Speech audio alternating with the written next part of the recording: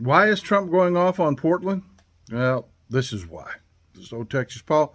Hope your coffee's as good as mine. Hell, I hope it's better. I really do. I hope you're having a good day. I hope you're having a nice cup of coffee and a good day. This is why. This is why he's going after Portland, because he can remember Portland. Trump is in severe cognitive decline, and he can't deal with anything that's contemporary. He can't. Go back and look at that speech from the UN.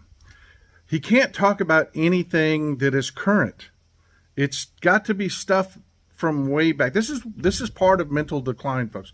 The aggression, the lashing out, the only being able to remember things from years ago that are long-term memory, that's all part of this cognitive decline. Again, ask anybody in the comments that has had a parent or anything go through this. They understand the aggression. They understand the agitation. They understand the being able to talk about somebody that would, one of their kids from high school when their kids are in 30 years old. And it's all just part of it. It's all just part of it. But folks, it was on really dangerous display the other day at the UN. It just was.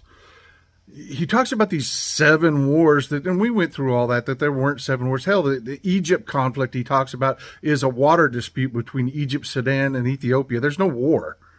There's just a dispute over water rights in the dam from a dam in Ethiopia on the Blue Nile. But he can't talk about that.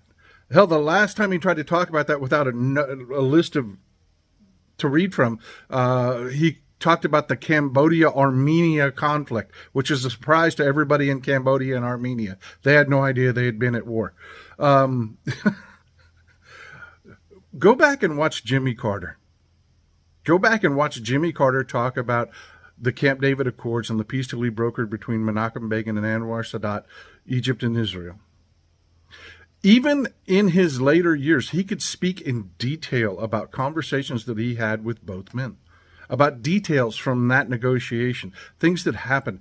Trump can't talk about lunch from yesterday. You would remember if you brokered peace between 2 nations. You would remember that to the day you died. It would be in your heart. Trump is gone. They are weakening and burning this guy all over the place, and they don't really care because Trump's never really run everything in this government. It's always been individuals like Howard Nutlick and Scott Bessent and Tom Homan and Stephen Miller and those guys all doing their own thing out there. They like the aggression. It feeds their base.